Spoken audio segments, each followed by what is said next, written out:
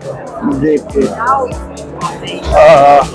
So I think she has briefed you. So we keep it random. I'm just talk as it is. Yeah, that's the best way for me. So have you been to India before? I haven't. I was planning on going in 2020. We had a whole 4-week schedule planned out. And then guess what happened? Everyone knows. Yeah, we couldn't travel anywhere, but I had a whole 4-week schedule planned out to visit all of the key partners and the key cities, ending up in Goa for a week vacation. Couldn't go. Great. So you are based out of UK and Based in the UK. You look after the entire business of Mondottica. So I'm Group CEO for Mondottica. Been there now for 5.5 years.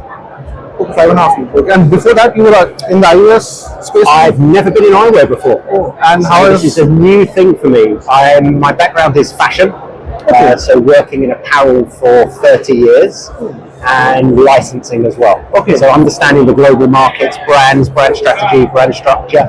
And given the way that Mondottica is positioned, we see ourselves as an extension of the fashion brands that we house. Because one thing that sort of differentiates us is we don't have any proprietary brands. So everything that we do is operated under a license agreement. And with the brand portfolio, that makes a big difference. So it aligns to the brands and the brand strategy, which automatically gives us access to certain marketplaces and already gives recognition for the brands within certain territories. But just out of curiosity, I want to know if we run business in that way, doesn't it get slightly risky for the company? Because the licensing business. Because those licenses can also go to someone else also in future.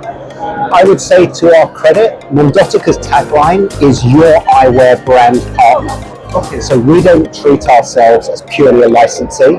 And the relationships that we have with our brand partners is to the extent that we see and they see us as an extension. So Ted Baker we've housed for over 20 years. And so there's a long-standing relationship with all of our brands. They like what we do, they like the way that we do it, and they're very actively involved in our design, in our marketing, and that whole collaborative process. They're not just about collecting the royalty checks. And that's what makes a significant difference, because we fully align with their strategy, becomes our strategy. And so Mondottica is present in which all countries globally? Because we're growing. We have offices now in London, Paris, Munich, New York, Miami, Delhi. Where else have we got? Dubai, Amsterdam, Sydney in Australia, Tokyo, Hong Kong, in Warsaw, in Poland, and in Serbia. So we really do have true global coverage for all of our brands. So, and which part of the country is the biggest for you in terms of business? Is it UK only? The UK is still our largest market. It's natural that where your head office is located in your home territory is always going to be your largest. Plus, if we look at our portfolio, there's a significant number of UK and British brands, which is where the company was founded. Over the last 5 years, there's been a significant evolution. So we obviously now have significant global brands. With the new introduction of Reebok, is a truly global brand. So that will certainly elevate our business in some territories. We introduced Sandro and Marge circa 5.5 years ago. So our French and our Asian business is now absolutely booming because of that. So it's really about brands and brand strategy, and that's really my background as opposed to the optical business. What are your strategies specifically the Indian market, and how you feel it will be growing in future? What is your focus area? If you can share something about that for the Indian market. So again, it links really back to our brand portfolio.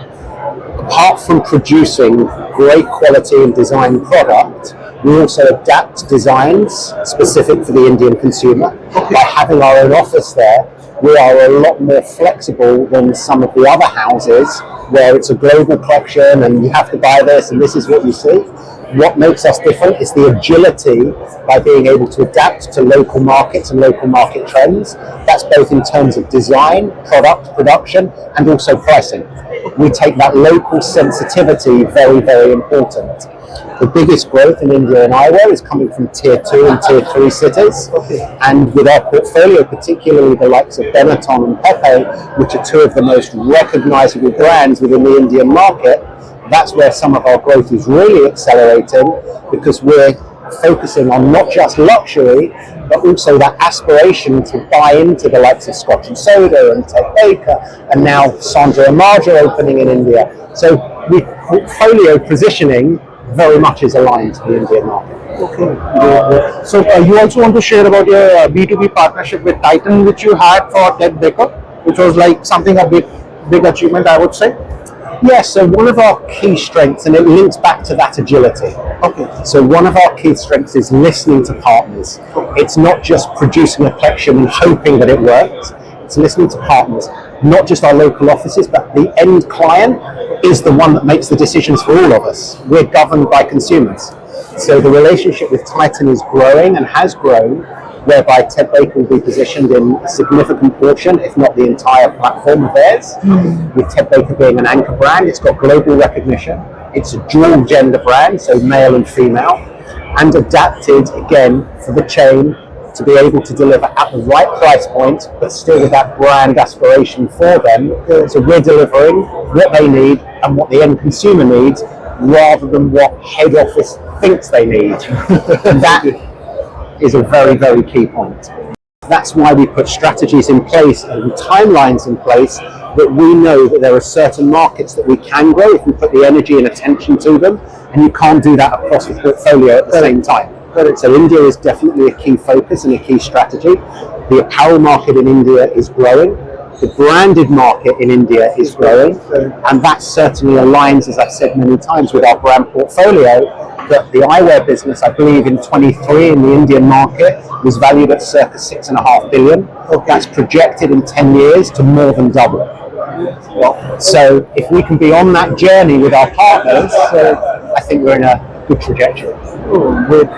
Can you share something that which all brands sell really good in specific countries? So let's say Mexico or in Poland, but it doesn't do really great in some other country, but some other country selling something else. Yeah, again, when we look at our portfolio, so Karen Millen is a very UK specific brand. It sells phenomenally well in the UK, and the same respectfully with something like Joules and Cath Kidston, they're UK centric.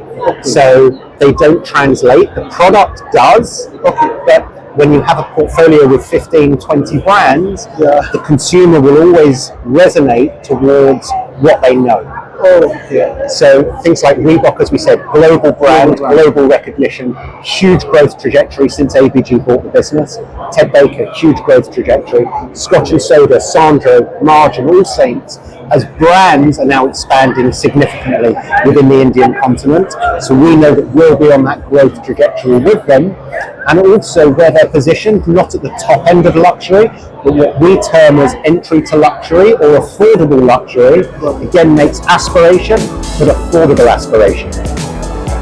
Great.